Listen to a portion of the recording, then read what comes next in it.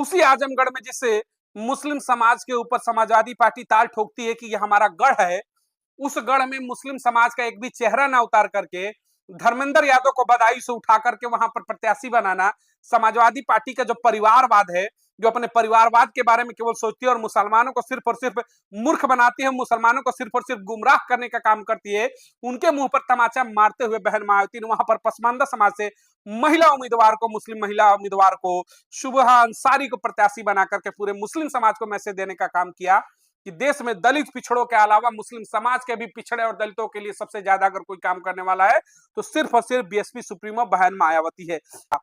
चलिए जरा आजमगढ़ के कुछ समीकरण के ऊपर ध्यान देते हैं तो आपको भी पता चलेगा। और सबसे बड़ी बात, ये आज की जो वीडियो है देश के मुसलमानों के लिए, सबसे बड़े उत्तर प्रदेश के जो मुस्लिम समाज है उसके लिए यह वीडियो बहुत ही महत्वपूर्ण है। आपको जरूर से जरूर इस वीडियो को देखना चाहिए और अधिक से अधिक शेयर करना चाहिए, ताकि मुस्लिम समाज का जो भविष्य है वो निर्धारित करता है कि आप किस धड़े में जाते हुए इस समय नजर आ रहे हैं। आपको चाहने वाला कौन है, आपको हुकूमत दिलाने वाला कौन है, ये मुस्लिम समाज को सोचना पड़ेगा। चलिए वीडियो की शुरुआत करते हैं।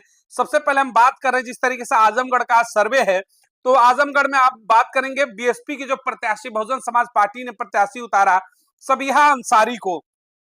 अब इनके बारे में मैं बता दूं कि ये पसमानदा समाज से आती हैं, पसमानदा मुस्लिम समाज। इसके ऊपर भी डिटेलिंग बताऊंगा कि आखिर पसमानदा मुस्लिम है क्या, क्यों आखिर चुनाव में बड़ी चर्चा इनकी, बड़ी धूम है और इनको हुकूमत में भागीदारी क्यों चाहिए, और क्यों बहन मायावती ने पसमानदा मुस्लिम समाज पर भरोसा जताते हुए जिस तरीके से सबिहा अंसारी को वहां पर प्रत्याशी घोषित कर दिया आजमगढ़ में, तो इस पर भी चर्चा होगी। उसके पहले जरा हम समाजवादी पार्टी के चेहरे पर नजर डालेंगे। धर्मेंद्र यादव वहां जब प्रत्याशी हैं जो समाजवादी कुनबे से आते हैं, यानी कि परिवार की पैदाइशी है समाजवादी गढ़ के। उसके बाद बीजेपी से आते हैं दिनेश लाल यादव निरहुआ, भोजपुरी के कलाकार हैं, अच्छी खासी पकड़ बताई जाती है पूर्वांचल में उनकी, जहां पर भोजपुरी भाषा की अच्छी पकड़ है। अब जब बात करते हैं कुल आबादी की, अगर हम बात करते हैं आजमगढ़ में, तो लगभग 17 लाख वोटरों की कॉन्स्टिट्यूंसी है पूरी लोकसभा की। 17 लाख वोटरों में अगर हम बात करते हैं तो जो मेन बात खुल करके सामने आ रही है, आखिर क्यों बहन मायावती ने शबिहा अंसारी को वहां पर पसमानदा मुस्लिम समाज से जो आती है क्यों प्रत्याशी बनाया। आपको जानकर है 35% लगभग वोटर जो हैं आजमगढ़ के वो मुस्लिम समाज से हैं।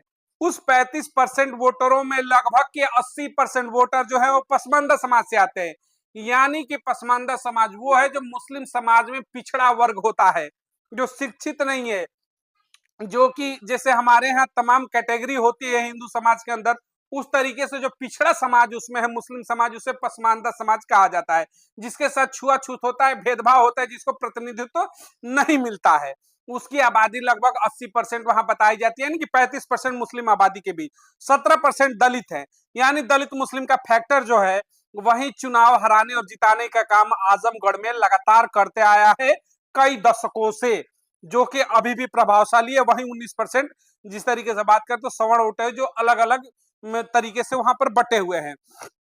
अब इसमें बहन मायावती ने जो प्रत्याशी उतारा शबिहा अंसारी को, आखिर क्यों आजमगढ़ के चुनाव में वो प्रमुख बिंदु है, क्यों आखिर वो धर्मेंद्र यादव को चुनौती देती हुई इस समय नजर आ रही है, समाजवादी पार्टी की मुश्किलें बढ़ती हुई नजर क्यों आ रही है, क्यों आखिर निरहुआ की भी नींद वहां पर उड़ती हुई आजमगढ़ में नजर आ रही है। भले ही सर्वे कुछ भी दिखाए, लेकिन अंदर खाने की जो हकीकत है, जो हम लोगों ने तमाम लोगों से वहां पर मिलकर इस समाज से बात करने का काम किया, तो वहां पर कहीं ना कहीं पसमानदा समाज इस बार एकमुश्त बीएसपी को वोट करते हुए नजर आ रहा है। यानी कि 80% वोटर जो है, 35% मुस्लिम समाज के वोटर, उसमें से 80% पसमानदा मुस्लिम समाज और 17% का दलित समाज अगर वोटिंग कर देता है सबिहा अंसारी को, तो आजमगढ़ की जो सीट है वो बीएसपी के पाले में जाती हुई नजर आ रही है इस समय के रिपोर्ट के अनुसार।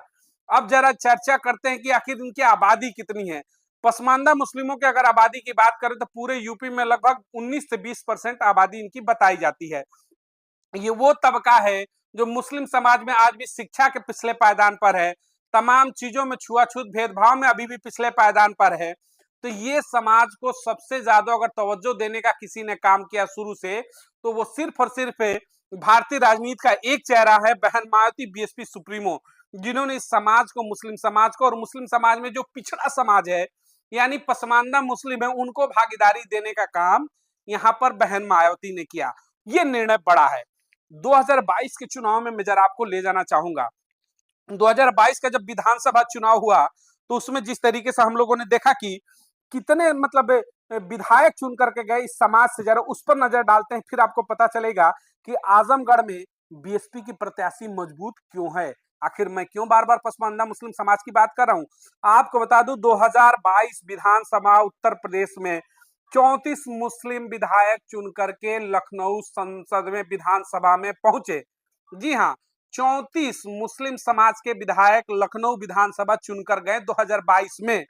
उसमें सबसे बड़ा जो आंकड़ा है, आपको अचंभा डालने वाला होगा कि 34 में से जो 30 विधायक थे वो पसमानदा मुस्लिम समाज से आने वाले थे। अब सोचिएगा 30 मुस्लिम जो है पसमानदा मुस्लिम समाज से आने वाले हैं जो विधायक थे। इसीलिए मैं इस समीकरण पे बार बार बात कर रहा हूं, जो अक्सर ही ना मेन स्ट्रीम मीडिया बात करेगी ना कोई बात करना पसंद करता है, कि जो पसमानदा समाज की भागीदारी है उसको मायावती ने किस तरीके से लोकसभा में लाने का काम किया, सबिहा अंसारी को वहां पर प्रत्याशी बना करके, और जिस तरीके से पसमानदा मुस्लिम समाज का जो बड़ा वोटर है, 80% की आबादी कही जाती है टोटल मुस्लिम आबादी की यूपी की, उस आबादी को प्रतिनिधित्व दे करके बहन मायावती ने ऐसा ट्रम्प कार्ड खेला है कि आज जो लोकसभा की सीट है आजमगढ़ की, वो धर्मेंद्र यादव के लिए बड़ी चुनौती बनती हुई नजर आ रही है। मुश्किलें बड़ी है, भले ही सर्वे रिपोर्ट कुछ भी दिखाए, और वहीं धर्मेंद्र यादव के साथ साथ निरहुआ की भी बेचैनी वहां पर बढ़ती हुई नजर आ रही है, जो मौजूदा सांसद है, मात्र जो 8,000 वोटों से उपचुनाव में जीते थे। और सबसे बड़ी बात देखिएगा, अब सवाल ये उठता है कि भाई आजादी से लेकर के अब तक की जो लोकसभा चुनाव हो रहे हैं उसमें 400 मुस्लिम सांसद जीत करके अभी तक देश की संसद के अंदर जा चुके हैं। जरा गौर करिएगा इस बात पर। इसीलिए मैंने कहा कि इस वीडियो को अधिक से अधिक मुस्लिम समाज तक जरूर भेजें, और उस मुस्लिम समाज को भी देखना पड़ेगा कि आखिर आपके भागीदारी की बात कौन करता है और आपका इस्तेमाल कौन करता है। 400 संसद देश की आजादी के बाद से लेकर अब तक की लोकसभा चुनाव में 400 सांसद चुनकर के गए हैं। अब उसमें देखिएगा सिर्फ और सिर्फ 60 की जो संख्या है वो पसमानदा मुस्लिम समाज की है। यानी कि जो समाज मुस्लिम समाज का बड़ा हिस्सा आज भी पिछड़ा है, आज भी उसे न शिक्षा है, ना उसकी भागीदारी सुनिश्चित है बड़े तौर बड़े लेवल के अगर हम बात करते हैं, ना ही राजनीतिक लेवल की अगर हम बात करते हैं तो उसकी भागीदारी शून्य के बराबर होती है। आज भी जो पिछड़ा समाज है मुस्लिम समाज का 80% का पसमानदा समाज, उसमें से सिर्फ और सिर्फ 60 सांसद चुन करके अभी देश की संसद में गए हैं। फिर ऐसे लोगों के ऊपर अगर किसी पार्टी ने ध्यान दिया तो वो बीएसपी सुप्रीमो बहन मायावती ने दिया। उन्होंने लगातार कहा, जिस तरीके से सच्चर कमेटी की रिपोर्ट के अंदर भी इन्हें पिछड़े समाज में लाने की बात की गई, लेकिन उसे रोक दिया गया, उसे शामिल नहीं किया गया। बार बार बहन मायावती अपने मंचों से कहती हैं कि देश के दलित पिछड़ों अल्पसंख्यकों के हक और हुकूमत के लिए लगातार लड़ाइयां, जिस तरीके से अंबेडकर ने लड़ी, जिस तरीके से मान्यवर कांशीराम ने लड़ी, उसी मुहिम को आगे बढ़ाते हुए बहन मायावती भी लगातार दलित और मुस्लिम पिछड़े और अल्पसंख्यक समाज की लड़ाइयां लड़ती हुई नजर आ रही है। वहीं अगर अल्पसंख्यक समाज की अगर हम बात करते हैं तो पसमानदा मुस्लिम समाज है, उसको भी भागीदारी देने का काम बीएसपी सुप्रीमो बहन मायावती ने करके ये सिद्ध कर दिया कि देश के अंदर जो बड़ी आबादी है मुस्लिम आबादी लगभग 22%, उसका इस्तेमाल कांग्रेस तो करती है, वोट कांग्रेस को चाहिए पसमानदा मुस्लिम समाज का, और पूरे मुस्लिम समाज का वोट चाहिए। लगभग 65 वर्षों तक लगातार वोट लेती आई कांग्रेस। समाजवादी पार्टी भी लगातार कहती है कि मुस्लिम वोटर जो है उस पर हमारा अपना अधिकार है, हक और हुकूमत जगह मतलब उस पर दिखाते हुए नजर आती है। लेकिन जब टिकट देने की बात आती है, जब उनको भागीदारी देने की बात आती है, जब उनको संसद भेजने की बात आती है, तो यही समाजवादी पार्टी सबसे ज्यादा मुसलमानों के साथ छल करती है। यही कांग्रेस पार्टी मुस्लिम समाज के साथ सबसे दोहरा और दोयम दर्जे का बर्ताव करती है। और देश में आज भी अगर आप रिपोर्ट उठाकर देखेंगे तो दलितों के बाद सबसे ज्यादा अगर हाशिए पर कोई देश के अंदर है तो देश का मुसलमान है। और ये मुसलमान इस वजह से है क्योंकि ये सुधरने का नाम नहीं लेते। इनको जो सबसे ज्यादा प्रताड़ित कर रहे हैं इस समय कांग्रेस और समाजवादी पार्टी, उनके पाले में ये वोट करके कहीं ना कहीं इस बार साबित कर दे रहे हैं कि इनकी जो आज की मौजूदा स्थिति है उसके कहीं ना कहीं बड़े तबके पर इनकी भी मनमानी है, जिसके वजह से आज उस दायरे में खड़े हैं। लेकिन इस बार मुस्लिम समाज ने अपना मन बदला और बीएसपी के पाले में आकर के पूरे देश भर में जिस तरीके से मुस्लिम समाज ने वोट किया है, लग रहा है कि देश के अंदर बदलाव होगा। एक छोटा सा उदाहरण मैं देना चाहूंगा। आपको लगेगा कि समाजवादी पार्टी का हम लोग विरोध कर रहे हैं या फिर कांग्रेस का विरोध कर रहे हैं। ना हम समाजवादी पार्टी का विरोध कर रहे हैं ना कांग्रेस का विरोध कर रहे हैं। हम सच बताते हैं। सच सुनने के लिए थोड़ा बुरा लगता है, लेकिन सच सुनना पड़ेगा। और खासतौर से देश के मुसलमानों को तो यह सच बिल्कुल ही सुनना पड़ेगा कि आप आखिर वोटरों का गुलाम बनकर कब तक रहेंगे, पार्टियों का गुलाम बनकर कब तक रहेंगे, कब तक आप वोटर बनकर बैठेंगे देश के अंदर और मुख्य धारा में आप शामिल नहीं होंगे। देश की संसद के अंदर 22% की आबादी है। सोचिए कि आपके कितने सांसद चुन करके जाते हैं। 1.5% वाले देश की आबादी के अंदर तमाम ऐसे पॉलिटिकल पार्टी हैं जो जाति के नाम पर बनी 1.5% के वोट लेकर के देश की संसद में बैठकर चिल्लाती हैं और अपने हक और हुकूमत की लड़ाई लड़ती है। लेकिन देश का 22% जो मुसलमान है, उसका संसद में कोई प्रतिनिधि तो नहीं होता है। कभी वो कांग्रेस का गुलाम बन करके जाता है, कभी वो समाजवादी पार्टी का गुलाम बन करके जाता है, कभी वो टीएमसी का गुलाम बन करके जाता है और अपने हक और हुकूमत की बात नहीं कर पाता है। तो इस समाज को सोचना पड़ेगा, आखिर गुलामी के जंजीरों से कब तुम बाहर निकलोगे। देश तो 47 में आजाद हो गया। तुम्हारी मानसिकता कब आजाद होगी कि देश के अंदर तुम्हारा अपना प्रतिनिधित्व होना चाहिए। तुम्हें हक और हुकूमत देने वाली पार्टी के साथ कब जाओगे। इस बार के चुनाव में बड़ा सवाल है, इस समाज को सोचना पड़ेगा। एक छोटा उदाहरण ले लीजिएगा मेरी तरफ से। 2009 के लोकसभा चुनाव में ले चलना चाहूंगा आपको।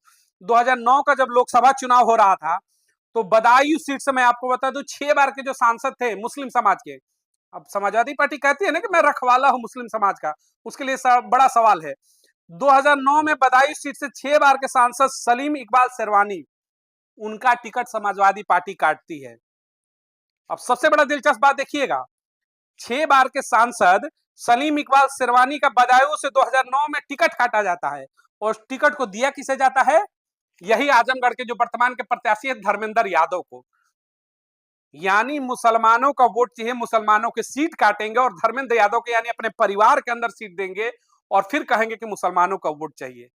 और उसी धर्मेंद्र यादव के खिलाफ आज उसी मुस्लिम समाज की महिला को, सबिहा अंसारी को, पसमानदा मुस्लिम समाज से जो आती है बहन माती ने खड़ा करके यह साबित कर दिया कि देश में अल्पसंख्यकों का, पिछड़ों का, दलितों का और मुस्लिम समाज का सबसे बड़ा अगर कोई हितैषी होगा, उन्हें भागीदारी सुनिश्चित करने की अगर कोई बात करेगा तो वो बीएसपी सुप्रीमो बहन मायावती है।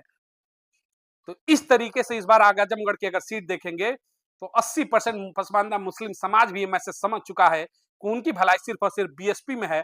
और खुल करके सबिहा अंसारी के ऊपर जिस तरीके से इस बार वोटिंग हुई है, यानी दलित मुस्लिम जो फैक्टर है, आजमगढ़ की सीट में बड़ा बदलाव करते हुए नजर आ रहा है। समय बहुत कम है, अगली वीडियो में जरूर मिलेंगे। कल तक तो सारी तस्वीरें क्लियर हो जाएंगी, लेकिन आज का जो सर्वे मेरा था आजमगढ़ को लेकर के, मुस्लिम समाज को एक सीधा मैसेज था कि सोचिए जरूर, आप समझिए जरूर, कब तक इन दो पालों में गुलाम बनकर के रहेंगे, कभी कांग्रेस कभी सपा। आपकी जीती हुई सीट पर वो धर्मेंद्र यादव और परिवार के लोगों को आकर स्थापित कर देते हैं और आप सिर्फ और सिर्फ वोट मार करके चले आते हैं। भागीदारी आपकी नहीं होती है, हुकूमत आपका नहीं होता है। कब तक आप सिर्फ और सिर्फ वोटर बनकर रहोगे, सत्ता के मालिक कब बनोगे।